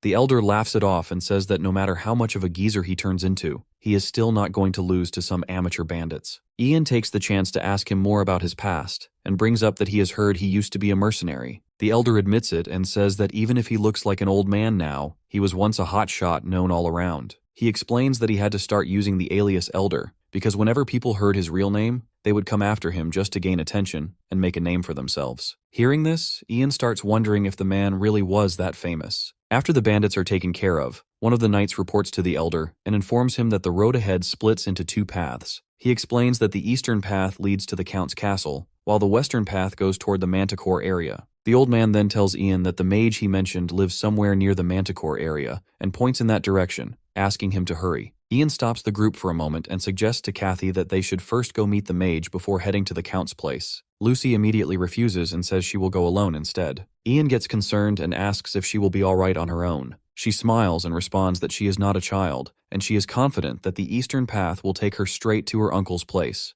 She waves goodbye and leaves without hesitation. Watching her go so casually makes Ian uneasy as he wonders if she will really be fine. He then decides to deal with the mage as quickly as possible so he can check on her before anything goes wrong. The old man asks the boy why his sister left without him, but Ian simply replies that he will catch up to her soon and quickly shifts the topic back to the mage. The old man leans over Ian's shoulder and asks if he is mentally prepared to face what is coming. He tries to scare him by explaining how dangerous mages can be, and adds that the one they are about to meet is already upset because of the order. Ian questions why the knights are the ones cleaning up the order's mess, and the old man casually replies that they are paid a heavy amount for it. That answer makes Ian realize why all the knights are wearing such shiny and expensive armor. Then, the old man shows a bit of sympathy and reassures him that since Ian is also a mage, the other mage might calm down once she sees his face. Ian starts wondering what kind of person she might be, since this will be his first time meeting a mage other than his master. Meanwhile, the female mage named Monty Campbell, who looks more like an unpleasant witch, is seen stirring a pot of soup. The scene shifts back to some time earlier, when the Order approached her and asked for her magic to help capture the Manticore. The Order behaved rudely and told her to feel grateful since the forest was under their control. This attitude makes Monty angry, and instead she offers them a chance to try her cooking if they want her help. She uses the horrible smell of her soup to scare them off, and it ends up working. As the story shifts back to the present, the knights and Ian arrive close to the witch's place. The elder informs him that the mage they are about to meet is Manny Campbell and introduces her as a well-known plant sorcerer. He continues by explaining that she can control plants freely and is even capable of brewing extremely deadly poisons from them. The elder then adds that the real reason they came here is to obtain her poison, which they need in order to hunt down the Manticore. Just then, a terrible smell spreads through the air, making the knights quickly cover their noses in disgust. Mani appears, laughing in a casual yet wicked manner, and says that she has been waiting for them and is pleased to see that they actually return to try her delicious soup. She presents them with a bowl of her chicken garlic soup that smells awful and clearly dangerous. The knights keep their noses covered while reluctantly holding the foul-smelling bowls in their hands. When the elder tries to explain that they did not come here to test her strength through such a dish,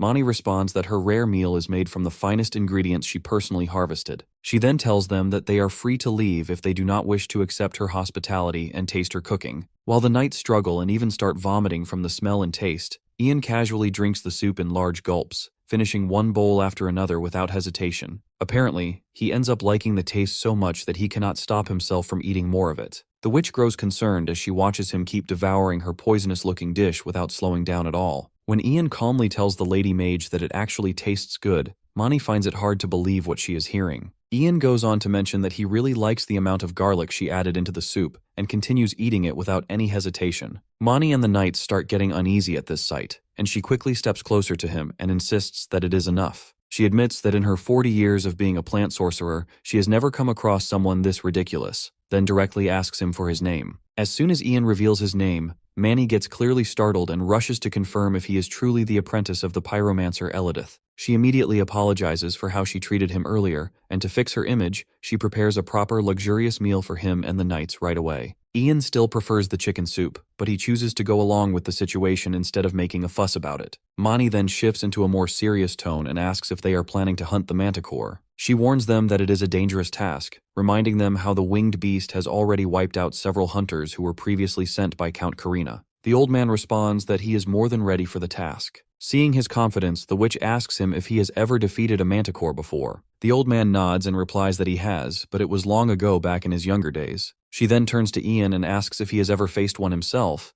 adding that she expects him to be a proper mage considering he was trained by a legendary pyromancer. She goes on to request Ian to lend his help to the knights as well. Hearing this, our boy drifts into his thoughts. He recalls how his master once taught him that a mage should involve himself in people's problems, even if it goes against his own wishes, and that such matters should always be taken seriously. As he reflects on those words, Ian also feels that there is no real reason for him to go out of his way to hunt a dangerous winged lion. However, the thought of refusing the request and having rumors spread about him in the mage circle starts to make him hesitate. The Mage Circle is an organization formed to maintain proper use of mysteries, and Ian does not want to damage his standing there. He worries that turning this down might anger his master, and could even lead to other mages refusing to help him when he needs them. Seeing that he has no other choice, Ian agrees to accompany them on the hunt. The next day, he travels with Mani and the knights toward the forest, while also hoping that Kathy will be fine on her own. As he is thinking about Kathy, his pet crow Oberon returns and informs him that he has located the winged lion, pointing out the exact direction it is in. When Ian reports this to the old man, He becomes impressed at how Ian is using crows for scouting. During their journey, Ian has managed to get Oberon accustomed to human speech, allowing him to communicate directly. As they move closer, the Santiago Knights leader starts feeling a strange pressure in the air and becomes more alert.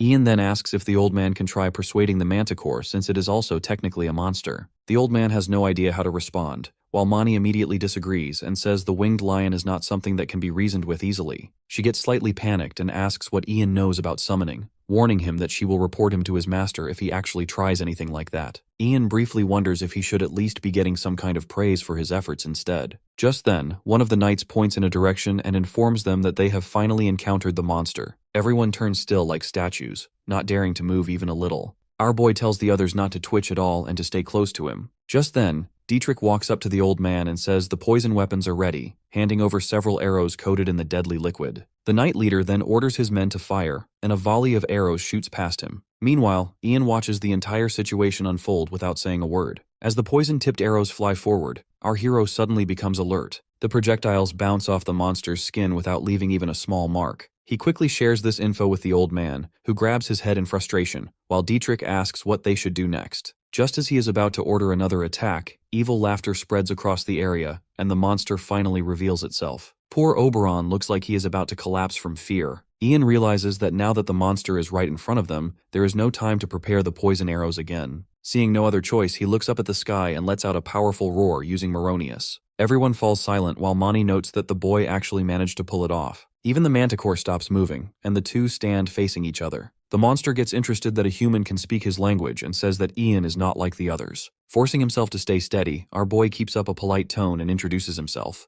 However, the monster immediately cuts him off and tells him to shut up and drown in a puddle. Hearing that, Ian drops the polite act and asks what kind of abomination he even is. The manticore seems pleased by the direct response and says that it is more like it. He tells the human to be straightforward and just ask if he wants to know something. Matching that tone, Ian says that he wants the monster's head. The answer makes the creature laugh out loud, saying that he likes him. He then offers the mage a deal, telling him to join forces with him and tear those filthy humans apart. The idea shocks Ian, while the manticore keeps talking about how he will enjoy the taste of human flesh. He tells the boy he can have as many women as he wants, and after he is done, the manticore will eat them too. The monster starts getting excited by the thought, but our boy cuts him off with a disappointed sigh. Spitting on the ground in front of the creature, he says the idea is too disgusting to even consider. Our boy and Oberon both raise their middle fingers and throw out insults that would make his mother have a heart attack. Dietrich tries to speak while clearly nervous, but gets cut off as the manticore squares up, ready to fight. Switching to English, he thrusts his paw forward like a spear and declares that Ian is a human worthy of being killed by him. Our hero is more shocked that the monster can speak in the common language and freezes in surprise. Mani quickly reacts and casts a spell, stomping her foot on the ground. Plants begin growing rapidly, forming massive vines that rise up like a wall and separate the beast from them. However, the old man does not calm down, and instead starts scolding Mani for her actions. She looks confused and says she trapped the monster, but the old man reminds her that his men are trapped as well. She pauses for a moment before arguing back that the knights are not helpless and will manage somehow. Suddenly, the old man freezes as he hears a scream from the other side of the wall. Worried for his men, he runs off, while the two call out for him to stop.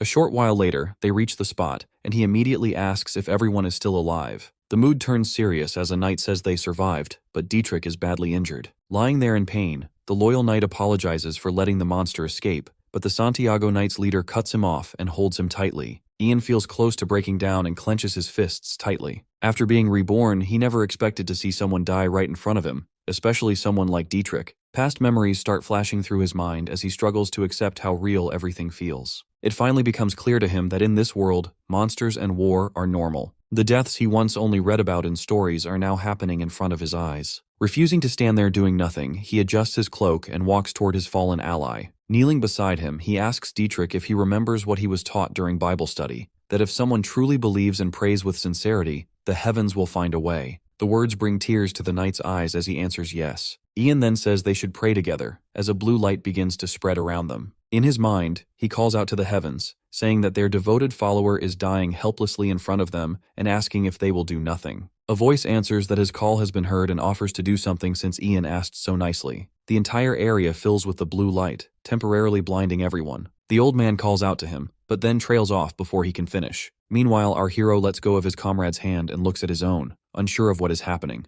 The scene then shifts to a bright, ethereal place, where a voice calls out to Dietrich and tells him to wake up. A woman dressed in white extends her hand toward him, which catches him by surprise. The man realizes that this must be the creator he has been praying to all this time. As she comes down and stands before him, she tells him that she is glad to see him here. Dietrich immediately bows his head and feels overwhelmed by what is happening. The Holy Lady tells him that his life's work is not finished yet. He looks confused and repeats her words, trying to understand them. However, the Holy Lady extends her hand again and tells him to spread her message even further and to help those who are in need. Most importantly, she tells the loyal knight that he must help her apostle, Ian. Just then, Dietrich wakes up in the real world to his master calling out his name. He sits up and asks what just happened. Our boy says his name as he walks up to him and asks how it feels to be reborn. The knight immediately starts crying and holds onto Ian's hands tightly. He says that our hero saved him because the creator must have ordered it. Our hero gives a nervous smile and remembers that he was only able to use holy arts because the Holy Lady allowed him to borrow her power. He asks how the knight knew that, and explains that the Holy Lady told him that Dietrich still has much to do in this world. Remembering the words of the great being, the knight shouts in excitement and starts calling Ian a holy apostle. The other knights assume that he might have taken a hit to the head and agree to keep an eye on him for a while. Watching the scene unfold,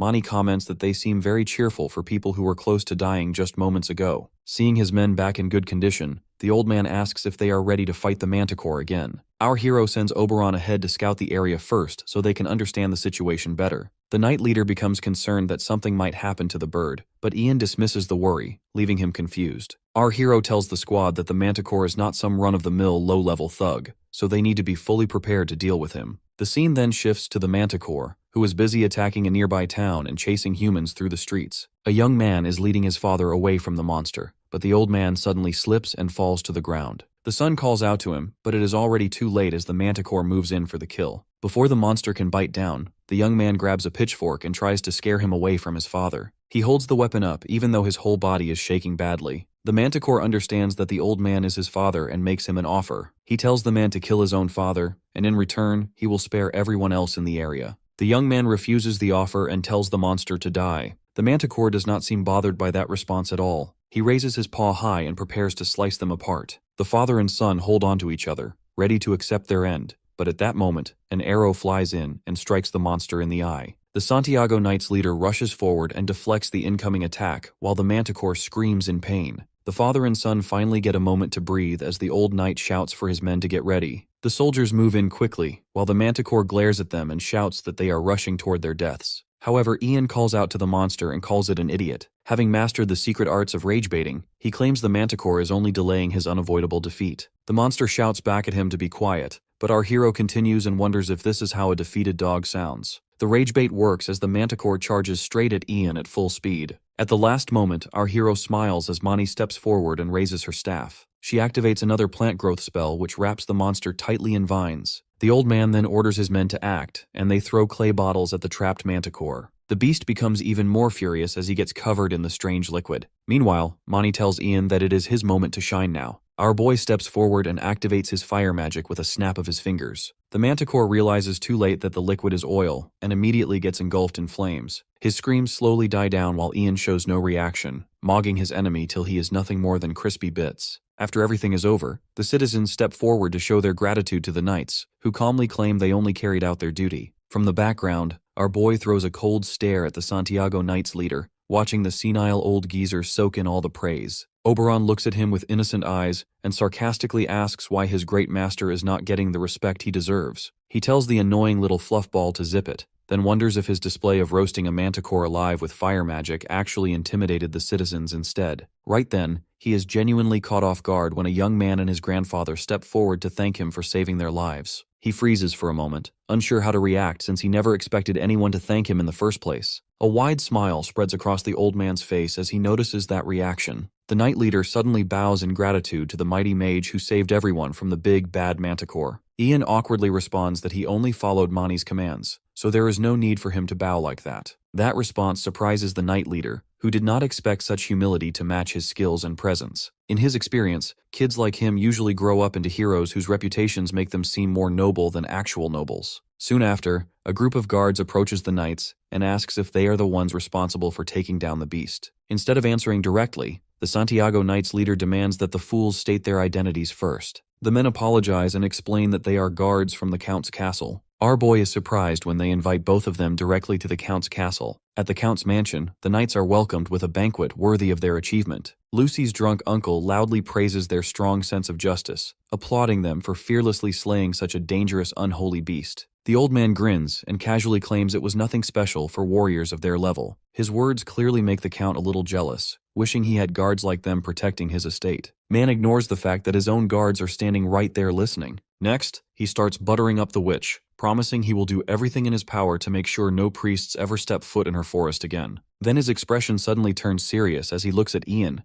mentioning he has heard quite a lot about him from his niece. The man is left stunned when he sees the kid is far too busy stuffing his face with meat and bread to even notice he is being addressed. When his little buddy finally points out that the important-looking man is speaking to him, Ian throws a cold stare at the scumbag who just interrupted his 3-course gourmet meal. Firmly grabbing a loaf of bread like it belongs to him, he casually apologizes for not paying attention because the food is simply too good to ignore. Hearing that, the Count pretends to overlook his earlier disrespect. Instead, the man applauds him for keeping Lucy safe. As a reward, he orders his butler to open a chest. Inside, there is a brightly glowing magic scroll inside. It is said that powerful spells are inscribed onto such scrolls, which release their stored magic the moment they are torn. Seeing such a rare item right in front of him, our hero is completely dazzled. Holding the fine paper in his hands, he carefully observes the inscriptions written across it. The Count smirks and asks if the gift he arranged specifically for him meets his expectations. Our hero expresses his gratitude for such an incredible reward, but the Count replies that it is only fitting for the hero who safely brought back his precious Lucy. With a snap of his fingers, the doors to the banquet hall swing open. Right then, the noble girl walks in wearing a beautiful dress, along with a ridiculously long magician's hat, half her height. That goofy awe hat nearly makes our guy choke as he struggles to hold back his laughter. As Lucy takes a seat beside her uncle, he wonders where she even found such a ridiculous cosplay piece. Shyly locking eyes with her hero, Lucy softly asks how he has been. After watching the way the two look at each other for just a second,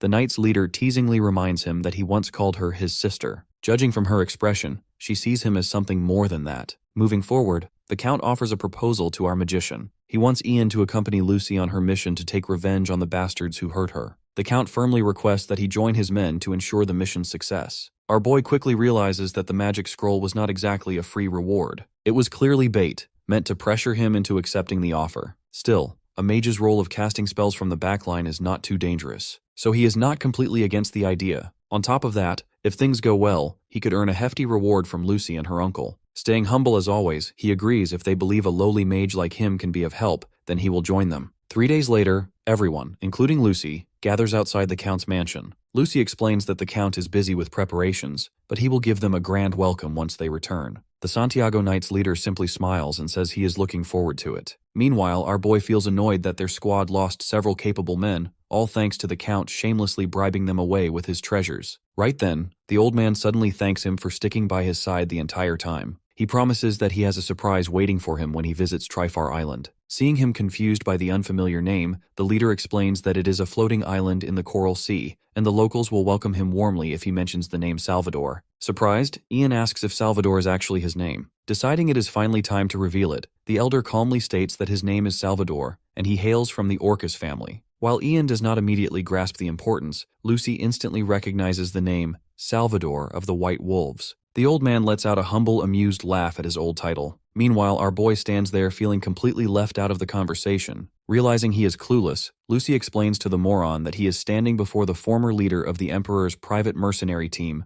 the White Wolves. Their leader was so skilled with the sword that rumors say the Emperor himself granted him the title of Swordmaster. That means they are currently in the presence of a living legend. Oberon and Ian don't give a duck, however, both staring blankly like it is no big deal. Shocked by their reaction, Lucy hypes the old man up. She is confused why he is not losing his mind and doing backflips over breathing the same oxygen as someone of that level. On the other hand, Salvador does not look too surprised by Ian's dull reaction, since he more or less expected it. Even so, he does enjoy when people flock around him and go crazy after learning his true identity. With that, the Swordmaster and the witch prepare to depart. One of the knights grabs our boy's hands. He overly emotional as he asks if they will ever meet again. Before they leave, Salvador shakes Ian's hand and promises to meet him again on the floating island. The old man then wishes him safe travels until that day comes. Later, the Count steps onto a stage to address his army. Each step feels heavier than the last as memories of his niece's request to avenge her mother run through his mind. Never in his wildest imagination did he expect Grime to make a move on Lucy after what he had already done to her mother. Even so, marrying Lucy off to one of his trusted retainers would turn her into a powerful political shield. His territory would become far more secure, and he would gain more control over the barony. With that in mind, the sly man plans to have a private talk with his niece once things calm down. After that, the Count delivers a powerful speech, firing up his soldiers to put an end to the injustice and crimes carried out by Grime.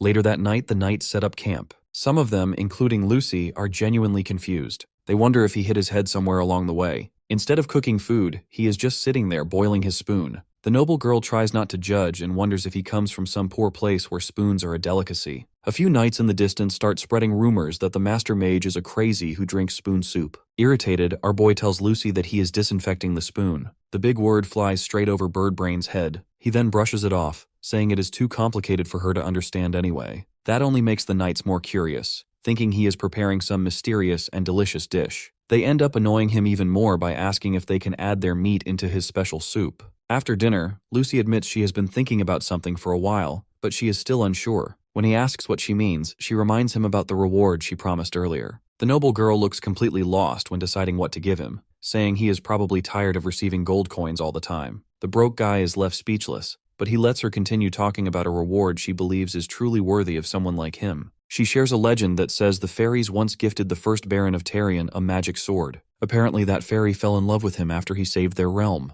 Lucy is completely enchanted by her ancestor's story, but Ian is not buying that low-tier romance tale at all. He questions why the Tarion family was never granted a higher title than Baron if they possess such a legendary weapon. That instantly cracks her little fantasy, and she awkwardly admits that all of this happened hundreds of years ago. Then she adds that there is just one teeny-tiny problem standing between her and the sword. It is buried inside the first Baron's grave, which means they would have to rob it to get their hands on it. Shocked, our boy just stares at the unhinged girl who casually expects him, a complete outsider, to rob her own great-great-grandfather's grave. Even then, he asks if she is really fine with giving away such a priceless family treasure, since her family could clearly use it to strengthen their barony's reputation. He tries to convince her that there are better ways to use it, but Lucy just pouts in anger. The noble girl snaps, explaining that he gave her a second chance to fight back. Her hands tremble as she says everything he did changed her life, so he deserves a reward of equal value. She stands up, embarrassed and clearly upset that he is making light of something she put so much thought into. Calling him a dense dum-dum, she storms back to her tent. After hearing all that, the guy with the IQ of a rice cooker realizes he should have handled that better. Right then, a red-headed knight calls out to him, asking if he can have a moment of his time. At the same time, a farmer nearby threatens to beat the life out of some knights if they dare steal from him. The scummy dirtbags mock him, saying they might consider leaving if he hands over a few chickens. One of them jabs a finger into his chest, claiming that knights marching to war cannot survive without food to fuel them. However, his arrogance disappears the moment he spots a crow landing on a nearby tree branch. He immediately recognizes it as the Master Magician's pet.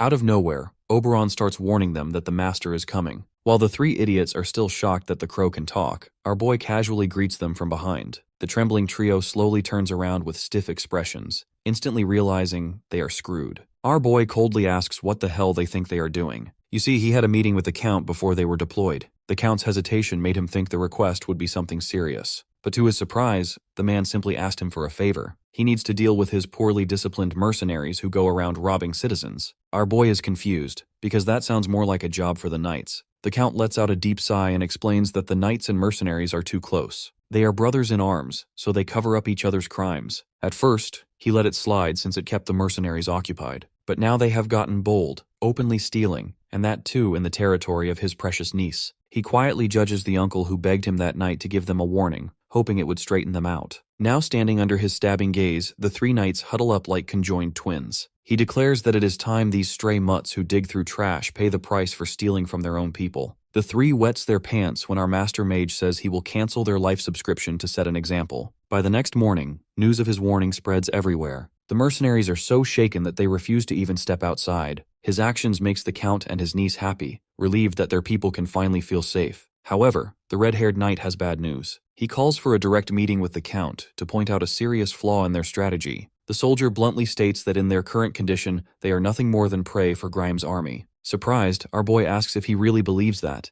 even with 400 trained soldiers on their side. The knight repeats that they are no longer soldiers, they are harmless prey. He explains that earlier, their men used to pillage Grime's territories during raids. Their constant looting and oppression would push the citizens to protest against Grime, keeping his forces distracted. But ever since they stopped harassing the civilians under Ian's pressure, the situation has flipped completely. The townsfolk are now calm, there is no unrest, and everything is stable. That means Grime can focus entirely on gathering his forces in the background, putting them at a massive disadvantage. On top of that, ever since the troops were put in line by our Master Mage's punishment, their morale has taken a serious hit. Hearing all this, our protagonist realizes they are stuck in a pretty bad situation. The grim update gives the Count a splitting headache as he struggles to come up with any kind of solution. Running out of options, he turns to our hero for help. They cannot afford to lose this war, or the usurper might take everything this time. With a worried look, Lucy also turns to him full of expectation. Even under that pressure, he calmly argues that the situation is not completely hopeless when he's around. His reassuring words instantly lift their spirits, making both uncle and niece eager to hear the master speak. At the same time, the soldiers standing behind the red-haired knight glare at him like he just slapped their mom. The suspicious duo clearly do not trust his overconfident attitude and look like they are plotting something on the side. The next morning, our boy heads to a farmer's house. The farmer starts yelling at the visitor and his annoying crow, who keeps making noise outside his door. The moment he opens it, our boy steps right into his face with a dead-eyed stare that scares the life out of him. In a strong voice, he demands to know if the man owns the wheat field. Confused and annoyed, the farmer snaps back, asking him to reveal his identity first. A nearby knight quickly introduces him as the apprentice of the master mage Elidith, Lord Ian.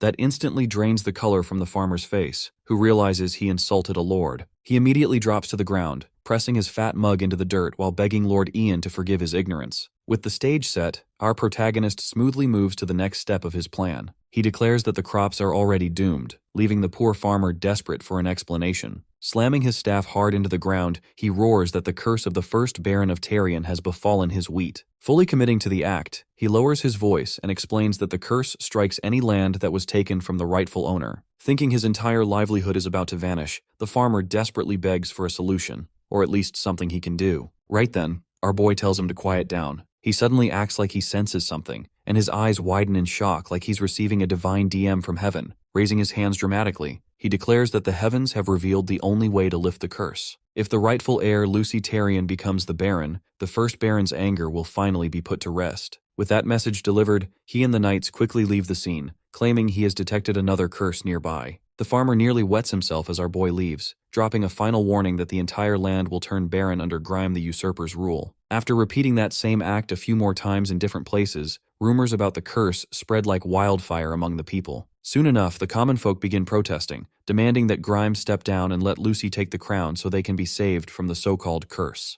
At the same time, his galaxy brain strategy also boosts the army's shattered morale. However, some of the more suspicious soldiers on the inside do not look happy about any of this. Later that evening, they take their complaints directly to the Count. Confused by their strange attitude, the Count demands to know what exactly has them so worked up. The soldiers argue that their master mage played dirty by spreading rumors about their homeland being cursed. They claim it is completely unacceptable to serve under a mage who curses their own land. Baffled by these absolute idiots, our boy asks if they are seriously dumb enough to believe nonsense he made up right in front of them. The morons still push back, saying his shady tactics are exactly why they cannot trust him. At that moment, he realizes his plan backfired. The moment he told one lie, they started treating everything he says like another lie. He lets out a tired sigh, already fed up with the brain-dead complaints these clowns keep throwing at him. At the same time, he understands that the knights are the backbone of their army, so they cannot simply be ignored. One look at the Count's troubled face confirms that the man knows he has to meet their demands to keep their trust. Deciding to make things easier for him, our boy takes the initiative and steps forward. If they do not want an untrustworthy mage around, then he has no problem leaving on his own. The knights are left frustrated, clearly not expecting him to make that move. But then he hits them with another blow. He makes it clear that they should not come crawling back to him for help later, because if he walks away now, he is not coming back.